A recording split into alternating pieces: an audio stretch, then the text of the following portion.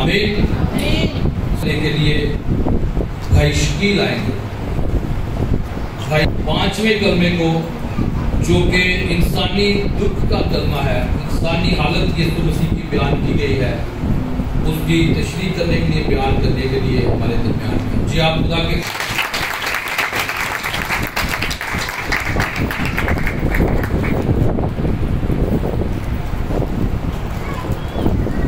یسوع کے بابرکت نام میں جیسا کہ ابھی حوالہ پڑھا گیا ہے، 5واں کلمہ جسمانی دکھ کا کلمہ ہے۔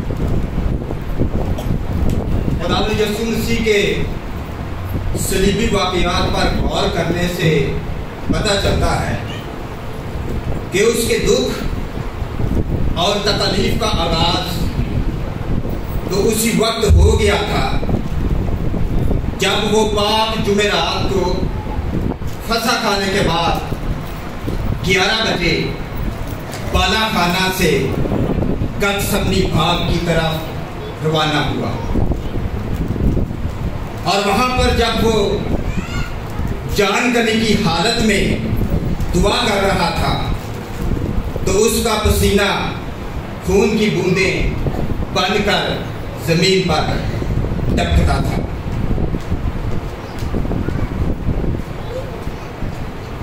ساری رات اس پر جھوٹے الزامات لگا کر مقدمہ چلایا گیا اور اس کی پیٹھ پر کوڑے برسائے گئے، اور پاک جمعہ کے دن تقریباً صبح 9 بجے اس کے ہاتھوں اور پاؤں میں کیل ٹھونک کر اس کو صلیب پر لٹکا دیا گیا۔ لگاتار 6 گھنٹے اس کے جسم سے خون بہتا تھا، اور آخرکار اس کے جسم میں پانی کی کمی پیدا ہوئی، جو کہ انسانی جسم کے لیے ایک فطری بات تھی۔ اس پر خداوند یسوع مسیح کے منہ سے یہ الفاظ نہایت دکھ اور تکلیف کی حالت میں نکلے کہ میں پیاسا ہوں۔ اس لیے اس کلمہ کو جسمانی دکھ کا کلمہ بھی کہا جاتا ہے۔ اس کلمے کے حوالے سے ہم 3 باتوں پر غور کریں گے، اور اس میں سے سب سے پہلی بات، یسوع مسیح کامل انسان۔ جب ہم کلیسیائی تاریخ کا مطالعہ کرتے ہیں تو ہمیں یہ بات پتہ چلتی ہے کہ اس وقت بہت سے لوگوں کا خیال تھا کہ خدا کا انسانی جسم میں تجسم ممکن نہیں۔ وہ کہتے تھے چونکہ خدا پاک ہے اور وہ انسانی جسم اختیار نہیں کر سکتا، اور یسوع مسیح کا جسم بھی ایک حقیقی انسانی جسم نہیں بلکہ ایک الہی جسم تھا، کیونکہ ان کے مطابق یسوع مسیح کا جسم ایک الہی جسم تھا۔ اس لیے وہ کہتے تھے کہ اسے تمام صلیبی سفر کے دوران کسی بھی قسم کی تکلیف یا دکھ یا پریشانی اٹھانا نہیں پڑی، اور اس کے تمام صلیبی دکھ حقیقی نہیں ہے۔ جبکہ مقدس یوحنا رسول نے اپنی انجیل میں اسے خدا کا بیٹا، کامل انسان، کامل خدا، بنی نوع انسان کے گناہوں کا کفارہ اور اس کے ازلی وجود کو ثابت کر کے ان تمام جھوٹے نظریات کو رد کر دیا۔ اور یوحنا 19 باب اس کی 28 آیت میں یہ کہے گئے الفاظ جو کہ نہایت دکھ اور تکلیف کی حالت میں کہے گئے کہ میں پیاسا ہوں، اس کے کامل انسان ہونے کا بین ثبوت ہے۔ بین مطلب واضح یا پکا ثبوت ہے۔ کلام مقدس کی بہت سی آیات خداوند یسوع مسیح کی بشریت یعنی اس کے کامل انسان ہونے کو ظاہر کرتی ہیں، اور ان آیات کو میں شارٹ فارم میں پڑھ دیتا ہوں تاکہ زیادہ ٹائم نہ لگے۔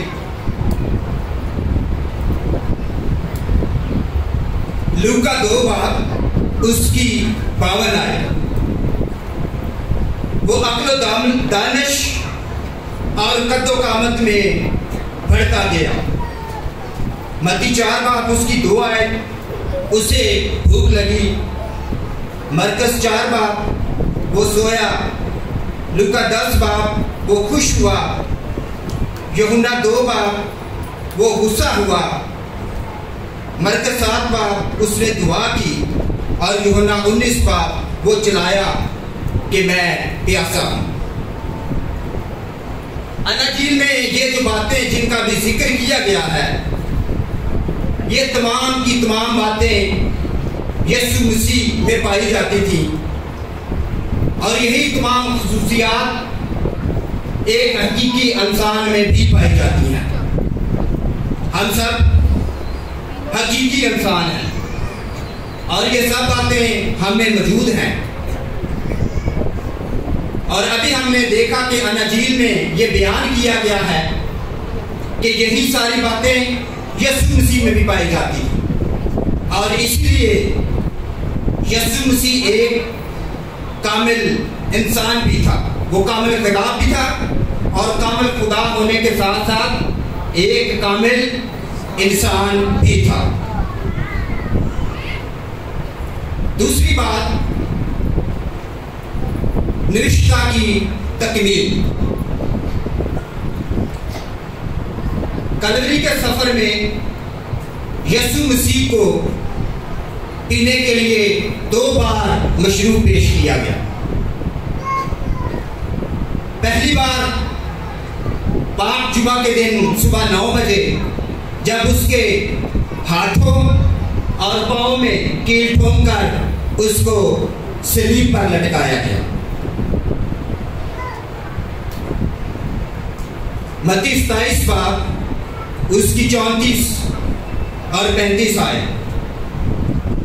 اور اس جگہ جو گلگتا یعنی کھوپڑی کی جگہ کہلاتی ہے پہنچ کر پت ملی ہوئی میں اسے پینے کو دی، مگر اس نے چکھ کر پینا نہ چاہا۔ ایک روایت کے مطابق رومی حکومت جب کسی بھی شخص کو صلیب پر لٹکاتی تو صلیب پر لٹکانے کے بعد اسے پت ملی ہوئی میں پیش کی جاتی۔ پت ایک نشہ آور جڑی بوٹی ہے، اور اس کو پیس کر یا گھوٹ کر اس میں سے جو رس نکالا جاتا تھا، اس کو نشے کے لیے استعمال کیا جاتا تھا۔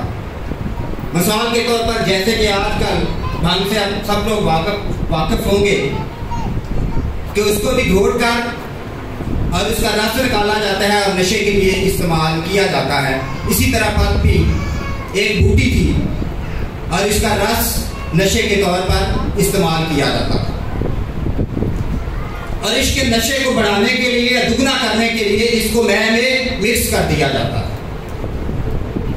اور یہ اس شخص کو دی جاتی تھی جو کہ صلیب پر لٹکا ہوتا تھا، تاکہ اس کو نشہ ہو جائے اور اس کی تکلیف یا درد میں کمی ہو جائے، اور وہ نشے کی حالت میں ہی صلیب پر مر جائے۔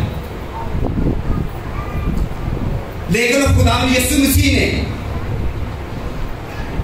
پینے سے انکار کر دیا۔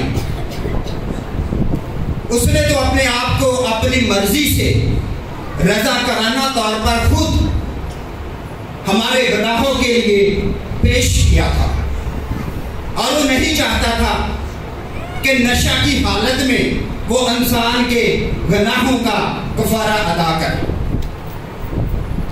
بلکہ وہ اپنے پورے ہوش و حواس میں رہ کر انسانوں کے گناہوں کے کفارے کے کام کو مکمل کرنا چاہتا تھا۔ اور اس لیے اس نے یہ مشروب پینے سے انکار کر دیا. وہ نہیں چاہتا تھا کہ انسانوں کے گناہوں کے کفارے میں کسی قسم کی کمی رہ جائے، اور اس نے صلیب پر اپنا جان کا نذرانہ پیش کر کے انسانوں کے گناہوں کے کفارے کا کام مکمل کر دیا. آمین. اس لیے اس کلمہ کو کفارے کا کلمہ بھی کہا جاتا ہے.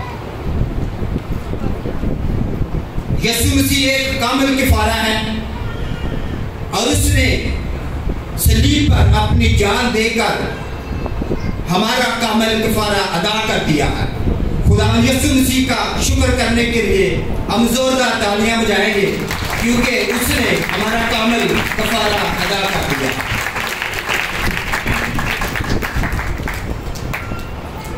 دوسری بار مشروب اس وقت پیش کیا گیا جب دوپہر 3 بجے یسوع مسیح نے خود کہا کہ میں پیاسا ہوں.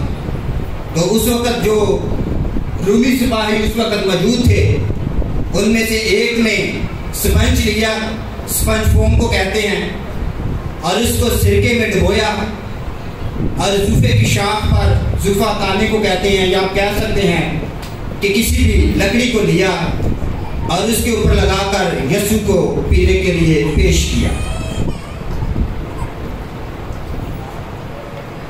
سرکہ، یہاں پر لفظ سرکہ استعمال کیا گیا ہے، لیکن یہ بھی ایک قسم کا مشروب تھا جو کہ رومی سپاہی ہر وقت اپنے ساتھ رکھتے تھے، کیونکہ انہیں ڈیوٹی کے لیے مختلف جگہوں پر جانا پڑتا تھا. اور اسی مشروب کو انہوں نے یسوع مسیح کو پینے کے لیے پیش کیا. ہم دیکھتے ہیں کہ خداوند یسوع مسیح کی پیدائش سے لے کر صلیبی موت تک تمام کے تمام واقعات کلام مقدس کے عہد مطابق تھے. یسوع مسیح کو صلیب پر لٹکایا ہوا، صبح 9 بجے لٹکایا گیا، اور اس کو لٹکے ہوئے 6 گھنٹے گزر چکے ہیں. وہ نہایت دکھ اور تکلیف کی حالت میں ہے، لیکن پھر بھی اس کی نظر کلام مقدس پر ہے. یہ الفاظ میں پیاسا ہوں اس نے اسی لیے ادا کیے تھے تاکہ کلام مقدس میں کی گئی پیشن گوئی کو پورا کیا جا سکے. کیونکہ اس نے تو خود فرمایا تھا کہ میں شریعت کو رد کرنے نہیں بلکہ میں تو اسے پورا کرنے آیا. ہاللیلویا. زبور 69 اس کی 21 آیت میں یوں لکھا ہے، میری پیاس بجھانے کو انہوں نے مجھے سرکہ پلایا.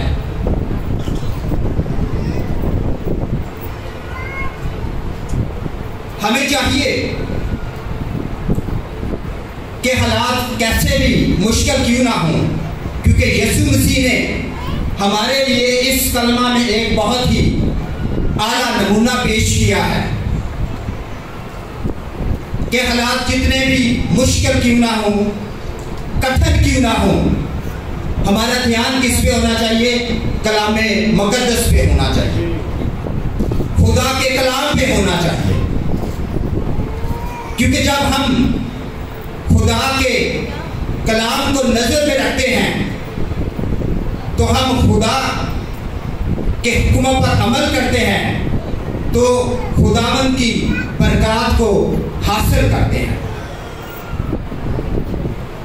ہمیں اپنی زندگیوں میں کلام کو اول اور افضل درجہ دینا چاہیے تاکہ ہم بھی خدا کے بندہ داؤد کی طرح کہہ سکیں کہ میں نے تیرے کلام کو اپنے دل میں رکھ لیا ہے تاکہ میں تیرے خلاف گناہ نہ کروں.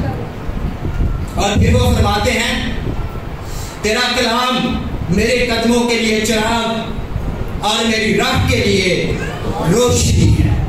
آمین. تیسری اور آخری بات، یسوع مسیح زندگی کا पानी मांगकर दरअसल यीशु मसीह जिंदगी को उस पानी को मुतारिफ कराना चाहता है जो उसके पास है। यूहन्ना 4 बाब उसकी 7 से 10 आयत तक उसने सामरी औरत से कहा, मुझे पानी पिला। सामरी औरत ने जवाब दिया, तू यहूदी होकर मुझ सामरी औरत से पानी क्यों मांगता है? यीशु ने जवाब में उससे कहा, अगर तू खुदा की बख्शिश को जानती और ये भी जानती कि वो कौन है जो तुझसे कहता है मुझे पानी मिला, तो तू उससे मांगती और वो तुझे जिंदगी का पानी देता। इसी तरह यूहन्ना 37 और 38 आयत में लिखा है, अगर कोई प्यासा हो तो मेरे पास आकर पिए, जो मुझ पर ईमान लाएगा उसके अंदर से जैसा कि कलाम मुकद्दस में आ चुका है जिंदगी के पानी की नदियां जारी हो जाएंगी। खुदावंद यीशु मसीह ये अल्फाज कहकर मैं प्यासा हूं, आज भी अपने लोगों की, अपने खून खरीदे हुए लोगों की मोहब्बत और रफाकत की प्यास को जाहिर करते हैं। वो अपने खून खरीदे लोगों से रफाकत को कायम करना चाहता है, क्योंकि उसने खुद फरमाया, देख मैं दरवाजा पर खड़ा हुआ खटखटाता हूं, जो कोई मेरी आवाज खोल कर दरवाजा खोलेगा मैं इसके साथ अंदर आकर खाना खाऊंगा और वो मेरे साथ। हालेलुया। आज के कलाम के वसीला से खुदावंद आप सबको बरकत दे। आमीन।